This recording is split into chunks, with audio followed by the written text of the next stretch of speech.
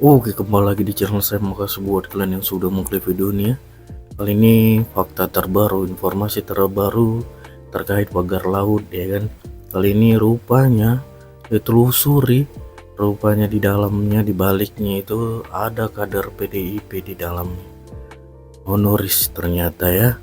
Wah, kita lihat gimana videonya. Sebelum kita ke videonya, bantu subscribe dulu channel saya belum subscribe. Tidak tunggu lama, kita ke video langsung. Let's go. Rano Karno pernah diusir oleh warga Banten.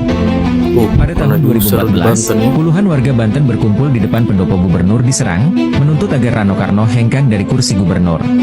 Poster-poster bertebaran, bertuliskan, diusir Rano Karno dari Banten, yang menandakan rasa frustrasi warga yang merasa pemerintahan Rano gagal total. Warga menilai, kepemimpinan Rano syarat masalah.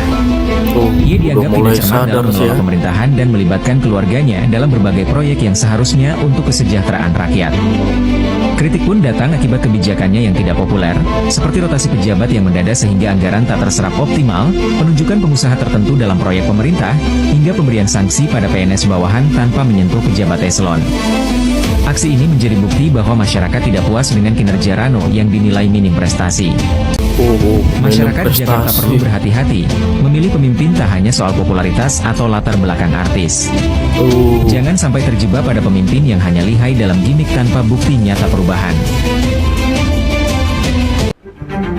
Banteng Salah pria lagi pagar ya laut, Jakarta ya. tapi kok ada nama honoris di baliknya? Yuk, kita bedah. Fakta pertama, PT Mega Agung Nusantara alias PT MAN adalah pemegang sertifikat HGB di area pagar laut. Dan jika ditelusuri PT MAN ini, ternyata anak perusahaan dari PT Motherland Realty Tbk.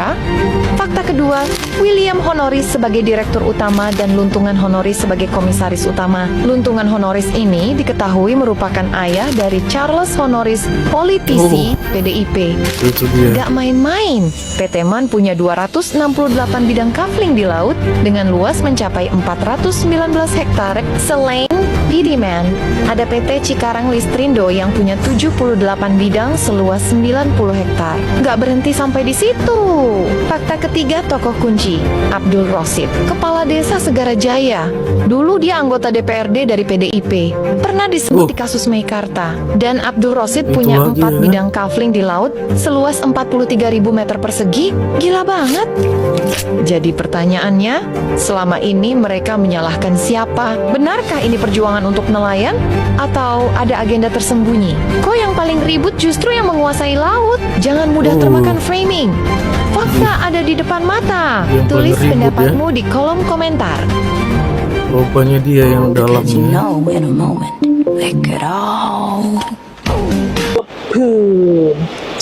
Ini kalau ngomongin masalah pagar laut ya, sebenarnya gue punya pertanyaan, lu 10 tahun kemarin kemana aja? Terus itu ketika masalah ada HGB-nya tuh pagar laut ya, iya kan? Lu kemana?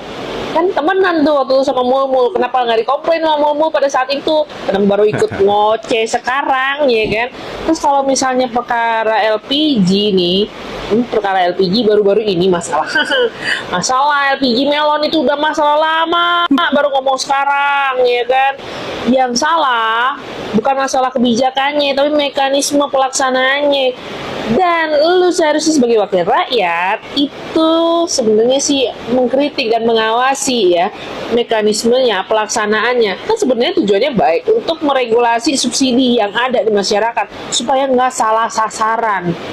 Berutang gampang, tapi yang susah membayar utang.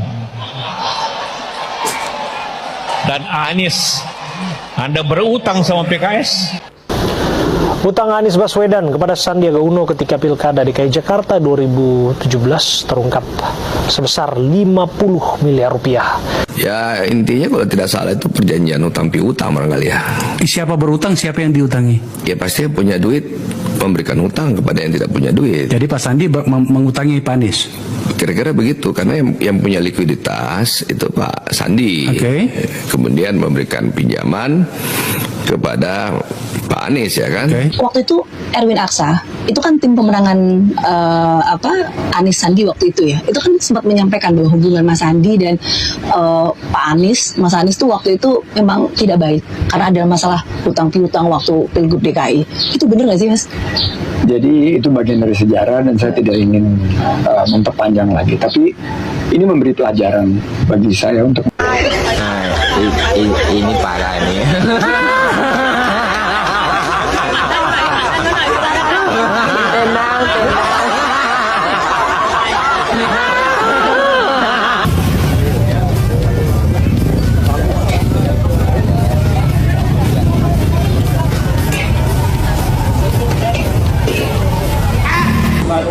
Siang guys, kembali lagi pelaksanaan pembagian gas seperti yang kita lihat itu 19.000 dan kita mengikuti aturan dari Pertamina, pelaksanaannya sesuai dengan harga, tidak ada permainan harga sama sekali.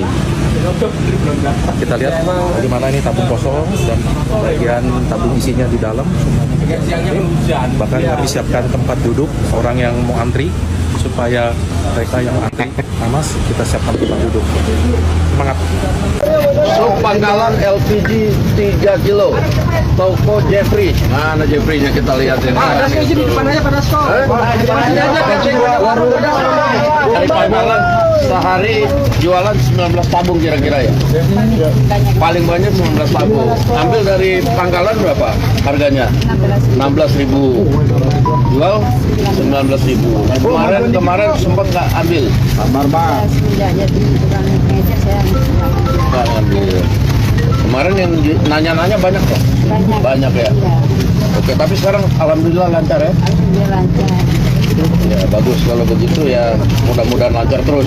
Amin. Oke, sip. Oke, makasih Bu. Oke, makasih Bu ya. Udah cantik Bu, udah kelihatin kamera Bu. Ibu siapa Bu namanya Bu? Ibu namanya siapa? Ibu Fitria. Ibu Fitria di toko Jeffrey. Wah, proses jadi sup Pangkalannya gampang ya? Apa syaratnya kemarin ya? Cuman ngasih KTP aja. Pokoknya langsung didata, langsung dikasih merek Sup Pangkalan. Sup Pangkalan. Dari pengecer jadi Sup Pangkalan. 16.000, ambil jual 19.000. Oke.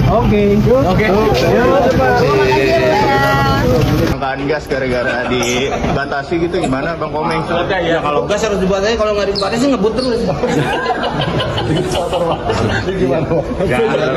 Ya biasa lah, kalau ada penyesuaian kan ada ya dinamika kecil. Tapi kan semuanya udah balik lagi. Mau liwat. Tidak henti-hentinya memanjatkan puji syukur kehadirat Tuhan Maha Besar, Maha Kuasa, Allah Subhanahu wa Ta'ala, bagi umat Islam yang memiliki sekalian alam. Hanya kepadanya lah kita berdoa dan hanya kepadanya lah kita meminta pertolongan. Oke, itu dia videonya ya. Gimana menurut kalian, dan sampai bertemu di video saya selanjutnya.